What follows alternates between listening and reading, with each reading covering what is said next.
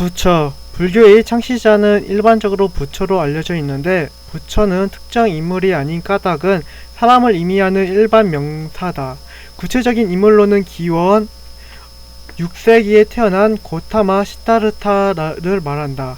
여기서 고타마는 성이고 시타르타는 이름이다.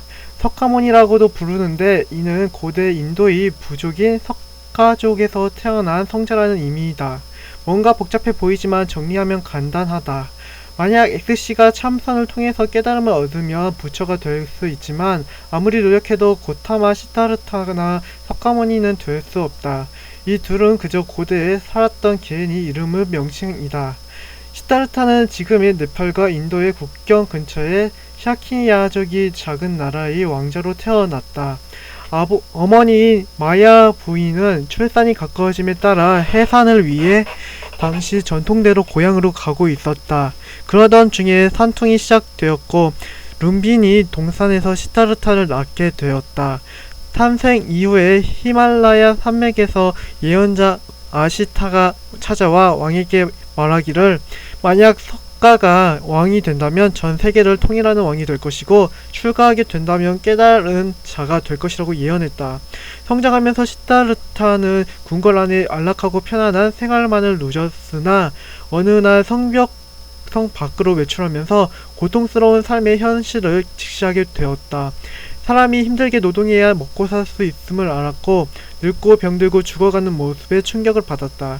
현실에 대한 충격으로 우울해하는 시타르타가 혹시나 출가하지 않을까 하여 왕은 시타르타가 16세기가 되던 해에 결혼식을 올리게 했고, 많은 미녀와의 향연을 마련해 주어서 시타르타가 현실에 만족하도록 애썼다. 하지만 시타르타는 고통의 문제에 사로잡혔다. 그리고 결국 29세가 되어 고통의 본질을 이해하고 이를 끝내는 방법을 찾고자 몰래 왕궁을 빠져나왔다. 그는 겐지스 강을 건너서 선인들을 찾아 수행을 들어갔다. 하지만 그는 곧 이러한 방법으로는 생사의 괴로움을 해탈할 수 없음을 알았다. 그래서 그들을 떠나 숲으로 들어갔다. 거기서 5명의 고행자들을 만나 함께 6년간의 생활에 들어갔다. 먹고 자는 것을 극도로 거부한 상태로 끊어놓은 명상에 드는 고행이었던 까닭에 시타르타는 정말 앙상하게 뼈만 남게 되었고, 주변 마을의 사람들은 뼈만 앙상한 시타르타를 먼지 괴물이라고 불렀다고 한다. 그러다가 결국 그는 강둑에 쓰러졌다. 얼마 후에 서서히 이식을 찾은 그는 강에서 몸을 씻었다. 마을의 소녀가 우유죽을 가져다 주었고, 시타르타는 그 음식을 먹었다. 기운을 되찾고 나서야 지금까지 고행이 아무것도 남겨주지 않았음을 깨닫게 된 시타르타는 극단적인 고행도 극단적인 쾌락도 모두 적절한 방법이 아님을 깨닫게 알게 되었다. 그는 커다란 나무 그늘 아래 편안하게 자리를 마련하고 고통이 없는 가운데 선정에 들어갔고, 결국 깨달음을 얻게 되었다. 그때 얻은 깨달음이 사성제와 연기에 대한 것이었다. 이후 부처는 사람들에게 깨달음에 이르는 방법을 설파하기 시작했다.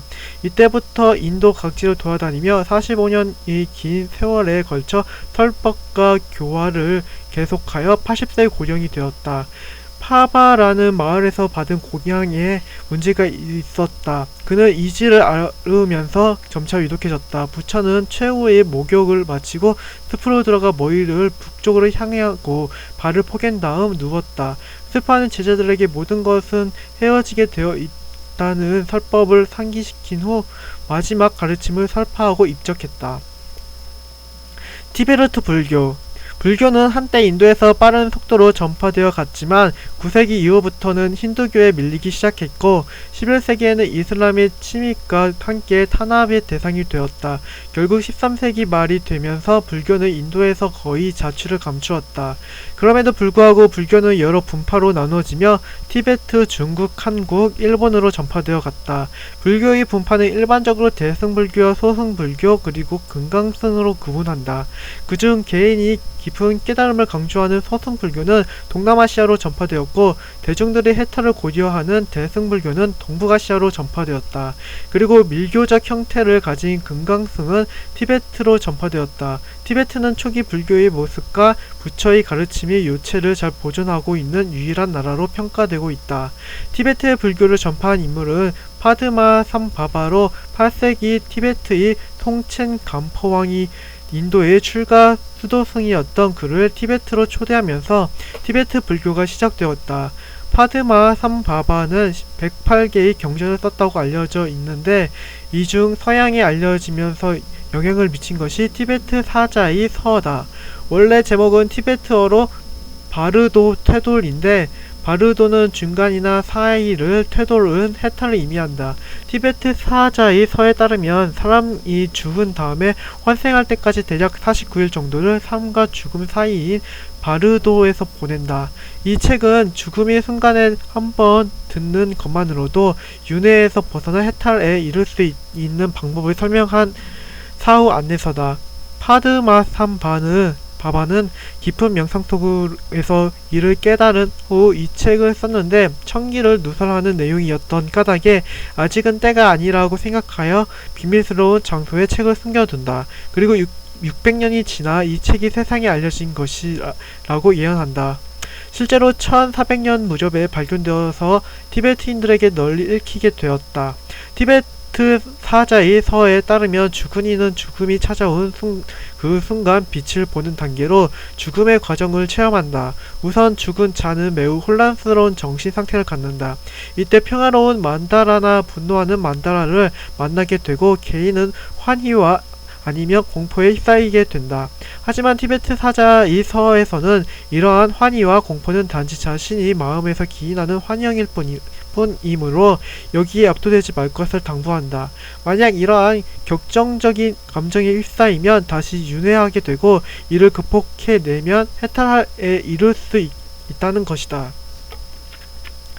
달라이라마는 티베트의 정치적 왕인 동시에 종교적 최고 지도자다. 달라이라마는 개인의 이름은 아니고 정치, 종교 지도자의 세습명이다. 여기서 달라이는 큰 바다를 뜻하고 라마는 스승을 뜻하는 몽골어다. 현재 달라이 라마는 14대이고 그 기원은 14세기의 1대 달라이 라마까지 올라간다. 1대 달라이 라마부터 지금의 14대 달라이 라마에 이르기까지 한 명의 존재가 윤회를 반복하고 있다고 믿고 있다. 티베트에서는 높은 경지에 오른 수도승들이 해탈을 잠시 유예하고 중생을 돕기 위해 세상에 다시 환생한다고 하는데 이 수도승들은 전생의 기억을 완전히 잊지 않고 있다고 한다.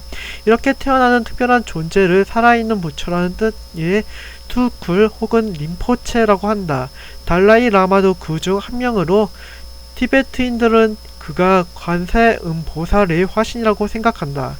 달라이 라마를 선출하는 방법이 독특하다. 달라이 라마는 자신이 권한과 권력을 자녀에게 세습하거나 특정 권력층에게 이양하지 않는다.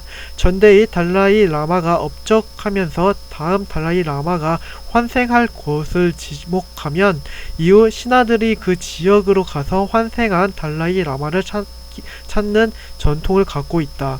이때 환생자의 후보들에게 여러 물건 중에서 생전에 달라이 라마가 개인적으로 사용했던 물건들을 정교하게 고르는 시험을 진행함으로써 실제로 환생자인지 검증한다.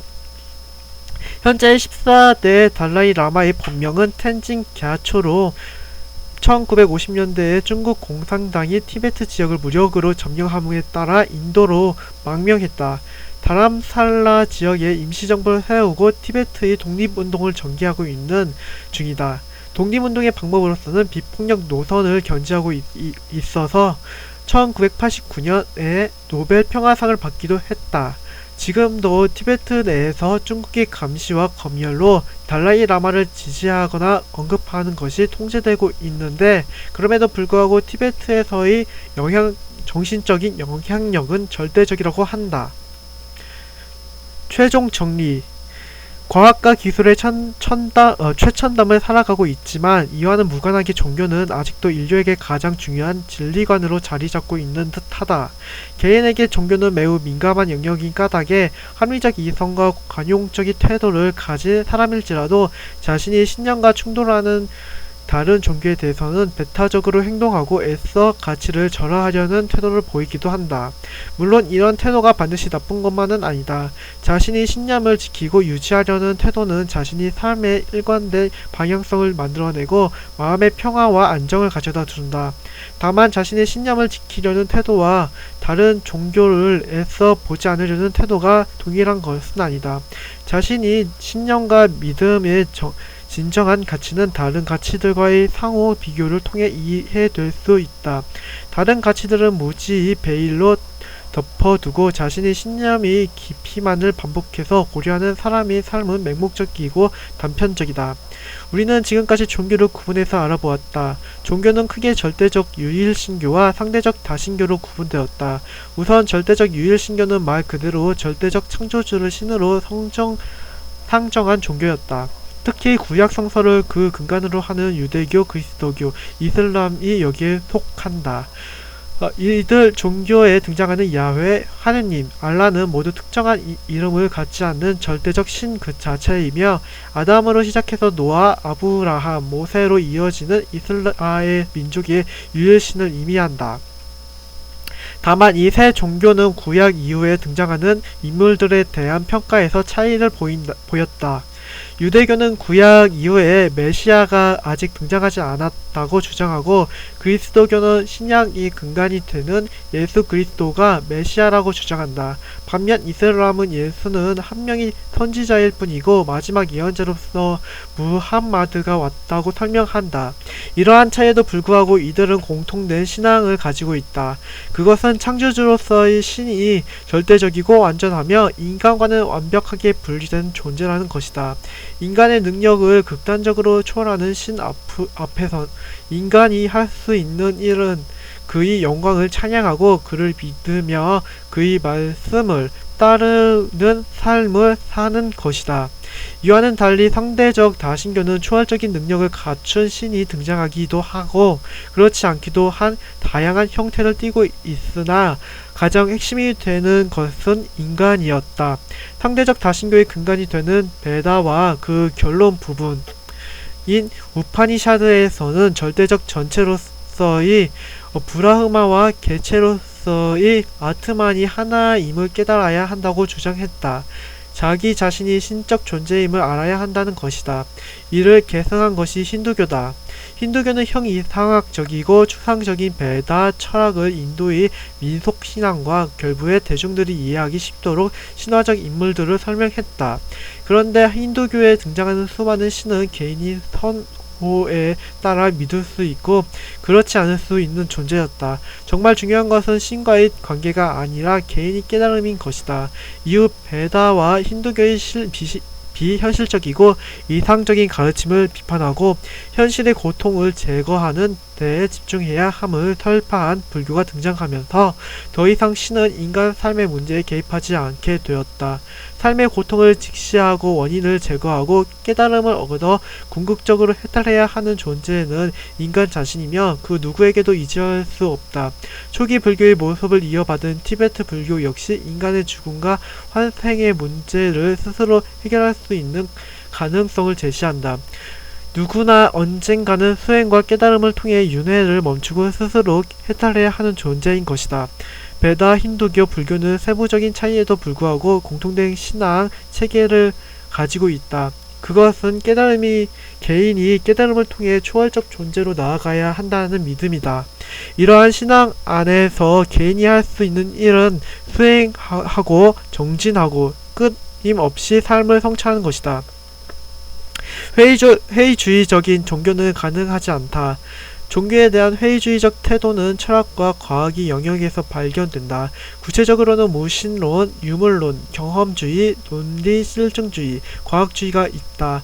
흥미로운 점은 종교에 대해 극단적인 회의주의적 태도를 보이는 사람들에게서는 종교적인 특성을 발견할 수 있다는 것이다.